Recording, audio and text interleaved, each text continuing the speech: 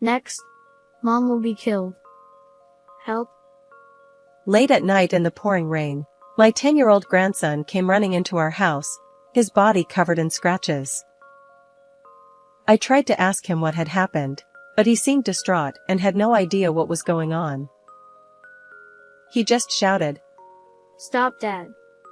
Save Mom. I knew that something terrible must have happened, but I didn't know what to do, and I was at a loss. That's when it happened. Absolutely a no. My husband interrupted my grandson's words, who was trying his best to appeal to us, and yelled at him. Hearing his cold words, my grandson suddenly started laughing out loud the next moment. My husband Harrison and I are a retired couple who have taken a break from work and child-rearing to relax in our retirement years. Our daughter has married far away and our son has started his own family near my house. My son Jackson is an employee of a prestigious trading company, and my daughter-in-law Nancy is a housewife. My grandson Kenny is 10 years old, a little frail but studious and intelligent. Both our son and his wife and our daughter and her husband have no relational problems, and I spend my days with my quiet husband, taking occasional trips and taking care of our grandson, which is the ideal retirement for me. So I have nothing to complain about such a life. That's what I thought. Oh, Kenny, how did you get that bruise? Well, I fell down. One day when Jackson and his wife came to visit us as usual, I noticed a large bruise on my grandson's arm. Where did you say you fell? I forgot. When Kenny answered bluntly, he turned away from me and began to concentrate on his reading. I wondered if he had fallen down while playing, and I suddenly wondered. Come to think of it, when was the last time I played outside with him? My grandson, who was an indoor person by nature, spent his time reading books and solving problem books when he came to our house. That in itself was not a problem, but it seemed to me that his enthusiasm for studying was a little too strong. From this time on, the bruises on his body increased every time I saw him. I became concerned and asked Kenny many times, but the answer was always the same: he fell, bumped it, or forgot it, and usually one of those answers would come back. I wondered if my grandson, who rarely plays outside, could have such frequent physical injuries. But after a few repetitions, I found out something. Whenever I asked him about his injuries, he would always ask how Nancy was doing at his side. I didn't notice it at first because it was really only for a moment, but sure enough, my grandson was making some kind of eye contact with my daughter-in-law. Could he really be hiding something from me? I decided to ask Nancy to go out and talk with him alone. Nancy, I have a favor to ask you. I want to give Kenny something as a reward for studying hard, but I don't know what kind of things he likes. Can you buy him something with this? Saying this, I gave her 2 $100 bills. Oh, but is it okay? Such a large amount? That's okay. Keep the change. It's for letting me see my grandson all the time. Keep it. But don't tell my son. Thank you very much. I'm off then. I checked on Nancy, who smiled demurely and went off to do some shopping, and I walked up to my grandson. Kenny, why do you study so much? Because I want to get 100 points. I asked him as soon as I was alone with Kenny, and he answered without taking his eyes off the book. If you get a perfect score, what will happen to you? If I do that, I'll be fine. Here I felt a little uncomfortable. He was blunt, but he was able to give an accurate response to what he was asked. However, I felt that this was not an answer to my question. What do you mean by you'll be fine? That's what Mom said. She said I'm no good for anything but 100 points. Is that enough? I need to concentrate. I guess he was getting tired of being asked so many times, because he looked at me with a grumpy look in his eyes. I thought he would not answer my question any further, so I quietly left the room. Hey Jackson, about Kenny, has he ever been like that before? What do you mean? I asked my son, who was relaxing in his room playing a game, about my grandson. Jackson often comes to our house with his wife and Kenny, but he usually stays in what used to be his room. Perhaps he wanted to temporarily abandon his role as Nancy's husband and father of his son and return to being a child. The reason he went out of his way to bring his family along may have been to show Kenny's face and show some filial piety. I thought he was a quiet boy to begin with, but isn't he a little too absorbed in his studies? Besides, he doesn't seem to be smiling much these days. Is that so? I don't think so. My son responded appropriately without stopping to play the game. You know what? Besides, isn't Kenny's body injured a lot these days? Really? I've been so busy with work that I haven't been paying attention to that kind of thing. I think Nancy knows better. I was so annoyed by his attitude as if it was someone else's problem, even though it was my own child, that I pulled the TV power cord out of the outlet. Ugh! What are you doing? I was just winning. We're having a serious discussion about Kenny's unnatural bruises, and you're more concerned about the game? How dare you, a father, shamelessly tell me that you don't know what's going on with your child and that I should ask your wife? Raising a child is not only a mother's job. Do you even realize that you have become a parent? I felt ashamed of him, even though he was my own son, and scolded him seriously. I'm a father. I work late every day to support my family, don't I? Nancy is a mother and a housewife, so it's natural for her to do everything for Kenny. It's a division of labor. I guess that's one way of putting it. I was a stay-at-home mom too, but your father cared about you and your sister. Don't you care about your own children? Wow, there it is. There are parents who push their own way of doing things. We're doing fine the way we're doing it. Don't tell me what to do. My son, who seemed to be very angry that I had lectured him, left the house quickly, leaving my grandson and his wife behind, saying only that he was going home. What was that? That's impossible. As I stood there stunned, the front door opened and Nancy returned with a box of donuts. Oh, Mom, what happened to Jackson? He drove off in the car. He looked kind of angry. Oh no, he drove off. What about the two of you? I'm sorry. It's because I had a fight with him. As Nancy helped me prepare donuts and drinks, I told her about my earlier conversation with my son and grandson. Then she looked depressed for some reason and apologized. It's my fault. I'm a mother and I didn't look after Kenny properly. Oh no. I'm not blaming you. Children can get hurt when they don't know they're being hurt. I didn't expect her to look at me so sadly, so I tried to calm her down, but Nancy's expression didn't change. Besides, why should a mother be the only one who has to know everything about her child nowadays? He doesn't care about Kenny at all. I really can't help it, oh. Suddenly, her wrist caught my eye, and my eyes were glued to it. It was summer and Nancy was wearing a long-sleeved cardigan, and she had a bruise on her arm just like my grandson. Perhaps noticing my gaze, she hurriedly withdrew her hand. I'll take this with me. There was something unnatural about Nancy as she gingerly walked out of the kitchen with the donuts and drinks, the unnatural scars on both of their bodies. And when I saw my grandson seeming overly concerned about his grades and my daughter-in-law panicking, I knew there was definitely something wrong.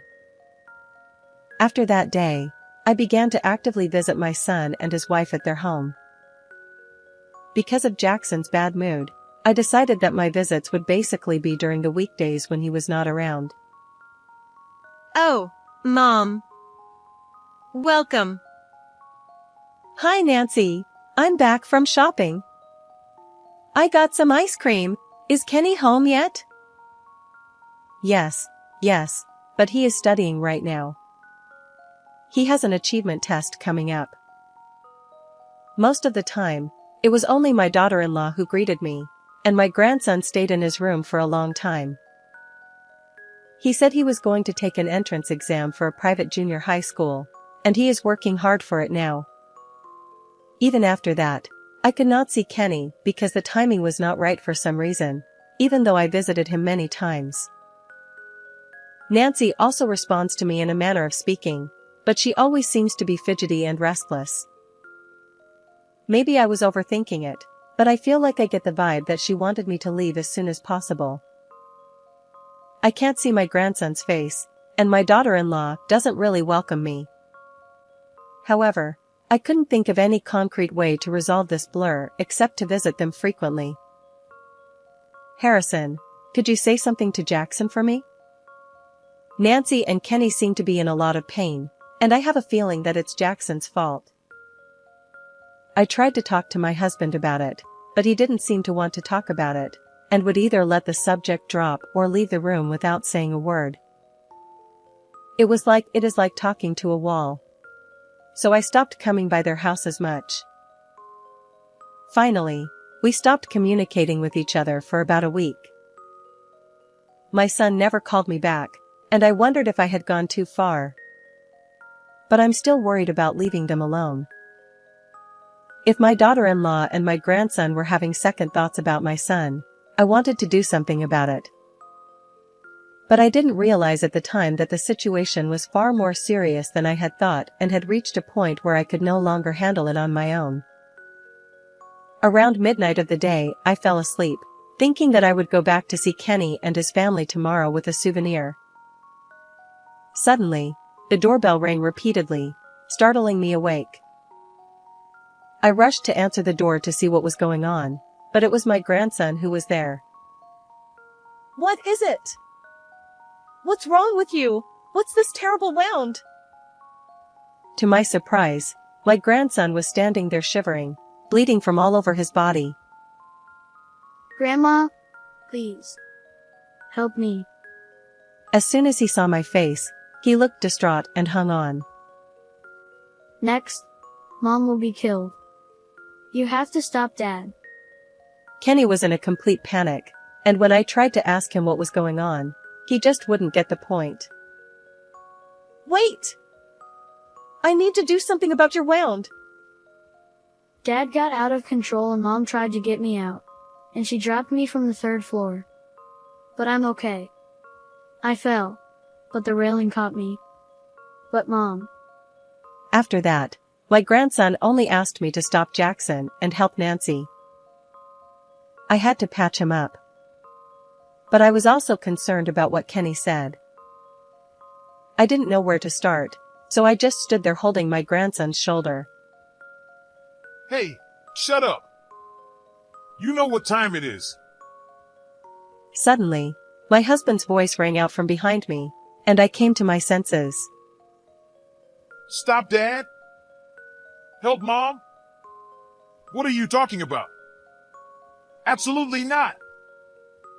He said these unexpected words to a sobbing Kenny.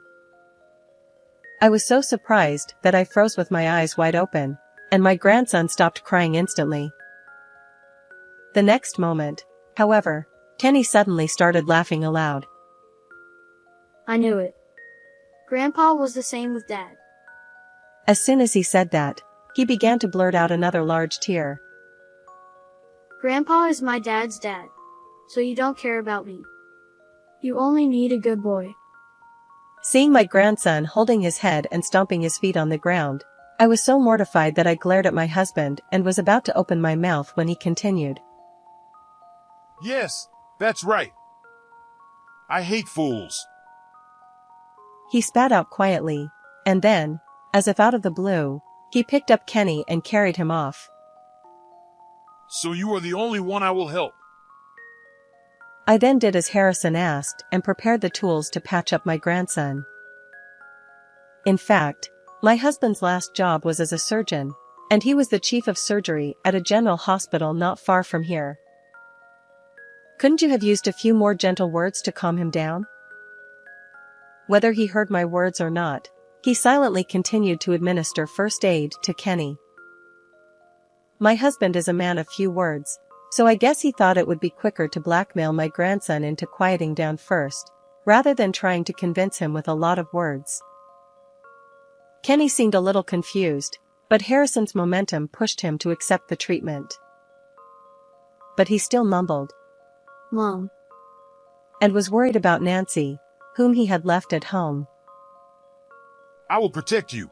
Don't worry. Your grandma and I are the only ones here. So it's okay to tell the truth. After the appropriate treatment seemed to relieve his pain, my grandson began to talk in whispers. It was during this conversation that I learned the terrible truth. When he had finished telling us everything, he began to doze off, as if he had been so tense until then, and then he fell asleep. Let's call the police.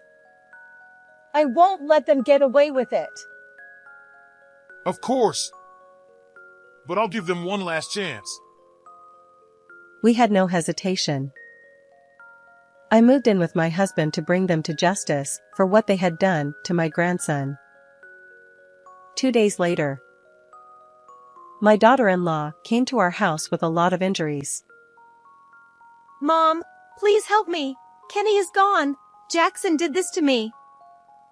I had to save Kenny. I had to save him. Calm down.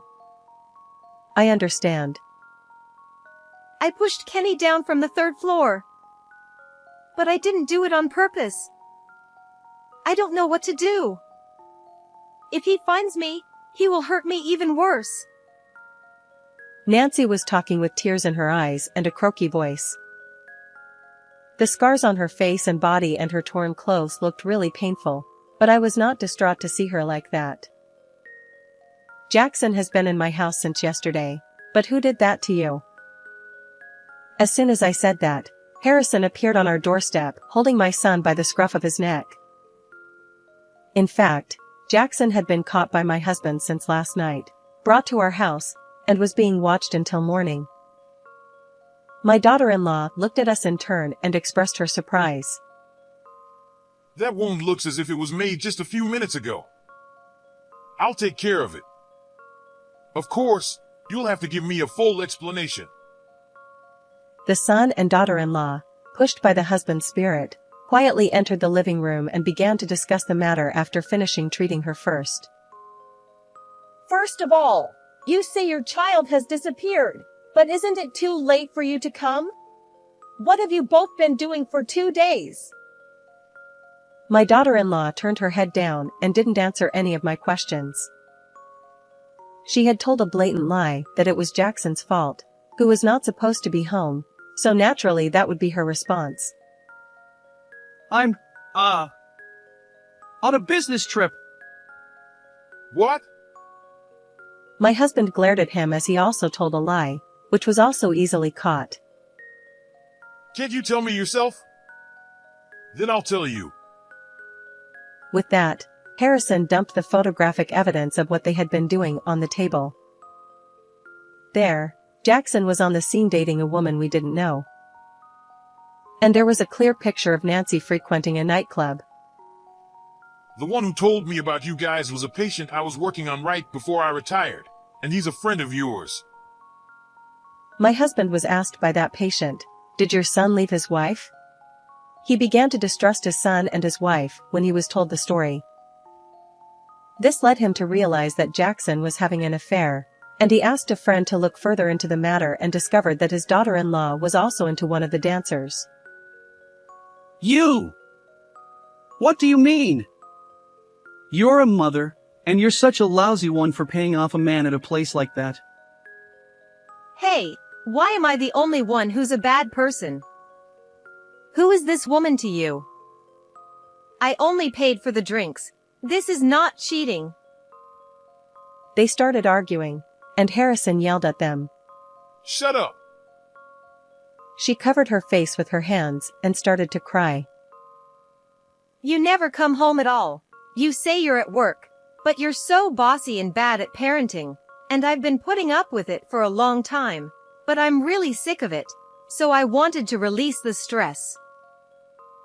To vent your anger, you made up a bunch of lies to your kid to get him on your side, and even lied about your own injuries? When I said this with a cold look in my eyes, Nancy stopped crying instantly. Kenny was scared that Mom was going to get beat up by Dad because he wasn't getting good grades. No. I didn't do that. My son was telling the truth, and as proof, my grandson told me that he had never actually seen Jackson harm her.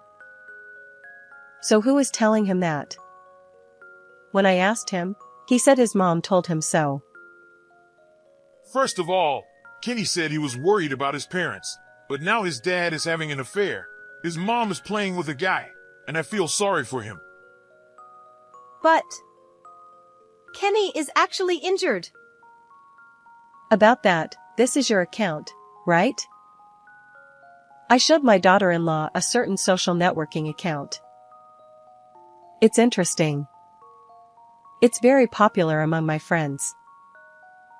It's a good way to pass the time in my old age. I had no idea that my pastime would be useful in such a way. A wife who fights her husband's unreasonableness, a mother who defends her children by enduring her husband's cruel treatment. How admirable. What's that all about? What does that have to do with me? I was really stunned by Nancy's bad attitude. She wouldn't make eye contact with me and kept her mouth shut. His face is hidden, but that's Kenny, isn't it? The towel you see here is a custom-made towel, printed with a picture he drew. It was a gift from my husband and I. The photo submitting app had also posted photos of Kenny with bruises and other scars. In addition to words of encouragement from those who sympathized with her, it was also apparent that she had received some support money. The social networking sites are amazing. It's great that people can easily give and receive money to those they want to support with the touch of a button. No wonder so many young people are trying to do this. Sadly, it seems that there is no end to the number of people who post extreme content in an attempt to get attention, as long as they can make a story out of it. I never imagined that it would happen to my own people. You updated just a few minutes ago. Your clothes and hairstyle are the same as yours now. My husband beat me up again today. Jackson was so far away from home. I wonder if Jackson can hit someone from afar. I looked at my daughter-in-law, who looked down and gritted her teeth, and I was convinced that I had hit the nail on the head. Didn't you really know that my son was having an affair? Ah, I've been found out. Nancy suddenly burst out laughing so loudly that everyone present was startled. Her usual quiet self was gone, and it was as if she had changed. It's all your fault for the way you brought him up. She seemed to be getting desperate and began to blurt out a confession. She told the whole story, that my son had been cheating on her for a year, that she was fed up with his constant nagging about discipline and academic achievement even before her child started school, and that she had thoroughly played the role of a lovable mother who endured her husband's unreasonableness in front of her child. Daughter-in-law said, Kenny, as long as you study hard, you'll be fine. I don't care how much it hurts as long as it's for you. Nah, you know what? Jackson, thanks to me, Kenny has become a good, studious boy, just the way you like him. My son was shaking when Nancy spoke to him. She had injured her son to gain more supporters, and even disguised her own physical injuries as if they had been inflicted by her husband. I'm not going to do it just to end up getting beat up. I was going to use whatever I could get my hands on and play around with you and then leave you. Oh, What a shame. My daughter-in-law, with a mean smile on her face, turned away and said so. Wait a minute. Did you just say something usable? Don't tell me you're talking about Kenny. Are you saying that you used him as a tool to draw sympathy from others? So what? He's my child, so it's okay. Are you serious? Don't you know how much Kenny has been hurt by your selfishness? I tried my best to suppress my anger and slap them, but nothing seemed to be getting through. Jackson just shrugged and looked like he was about to cry. I'm sorry I can't sue him for injury, but your son is completely at fault for the affair.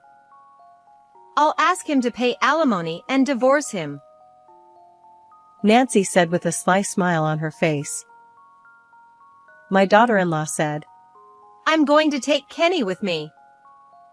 I gave birth to him, I raised him, and he is completely on my side. That's how I educated him. She seemed to think we were completely stupid. Then I wonder if Kenny will believe you when he hears this. When I pulled out a voice recorder from my pocket, which was in the process of recording, her face went from pale to white. You old hag. You're so sneaky. Her face immediately turned devilish and she jumped at me, but my husband restrained her with one hand. Next time you try to touch my wife, I'll break your arm. Nancy seemed to be terrified as he yelled at her while grabbing her hand, and she obeyed Harrison's order to sit down. We are responsible for raising Jackson, who was indifferent to raising children and became unfaithful to his wife. But my daughter-in-law's behavior was also not proper. As grandparents, I can't trust you with our grandson. I looked at them both nodding and said clearly, Did you push Kenny off the 3rd floor just to make a splash? It was your fault too, Jackson, because you neglected your family to begin with. My husband later told me that my face at that time was just like a demon. What else do you have to say? Here Harrison gave them one last chance. But such mercy was futile, and neither of them said a word of apology to Kenny. Your kid is gone, and you don't ask anything? The son and his wife finally looked up when the sighing husband said this to them. The wound was bad, but I only had to stop the bleeding and get a few stitches. There was nothing wrong with the bone. After we took our grandson to the hospital, we asked our daughter and her husband, who lived far away, to take care of him. He was not there, but neither Jackson nor Nancy had ever asked where their child was. It was obvious at that point that they only cared about themselves. I let you know about this, anyway. You are Kenny's parents. Well, maybe it doesn't matter to you. I'll make sure my son pays for the affair. But I'm going to submit this recording to the proper authorities as evidence. I'll fight for custody, too. Wait a minute. If you do that, I won't be able to see Kenny anymore. No way. What kind of mindset does she have to be grieving over the fact that she won't be able to see her child? Is it public opinion you're worried about? Or is it that you're so worried about not having anything to post on social networking sites? Harrison told her so, and she stared at us in frustration. Oh, you know what? I'm the victim, right? She was the one who hurt Kenny. My son, who had been silent the whole time, muttered something in a voice like a mosquito, but what was it with him and his wife? Of course you're just as guilty as her. Why don't you go and see your lover? Don't get involved with us anymore. I called the police. You two, you're going together. Jackson and Nancy, after we had said our last words to each of them, we had no choice but to kick them out of the house. A police car was already parked at our front door. ready to go at any moment. No, no, no, it's not right. I'm your son, not this guy. If the neighbors find out that I got into trouble with the police. Yes, that's right. It would ruin your reputation to have a criminal in your family. I don't care what you say. I don't want you here for 1 second. Besides, we're not your parents anymore. My son and his wife were ranting and raving, and I, in turn, was yelling back at them. I was not the least bit bothered by the stares of the neighbors who came out of their houses when they heard the commotion, nor by my husband's voice when he noticed and stopped me. In the end, the son and his wife were taken away with a disappointed look on their faces. My son was sentenced to pay his wife $45,000 in alimony, and Nancy was found guilty of injuring her son and sentenced to 1 year in prison. The audio evidence left on the voice recorder and a detailed examination of Kenny's physical injuries were the deciding factors. Although she fought with us for custody of our grandson until the very end, the court officially ruled that she was not qualified to be his mother. Why did she think she could win when she had been going to nightclubs right up to the trial and had used all the alimony she had received from our son to pay for it? They both wanted to meet Kenny, but of course we refused and we moved to another place with our grandson. Harrison and I discussed this and decided not to tell Kenny the truth about his parents, only that they would always think of him even though they were apart. 2 years later, he passed the municipal secondary school entrance exam in his new place. Through lots of involvement with my husband, he has begun to develop an interest in a career in medicine. I will continue to do my best to support such a dream of my grandson. What did you think of this story? Please subscribe to our channel. See you in the next video.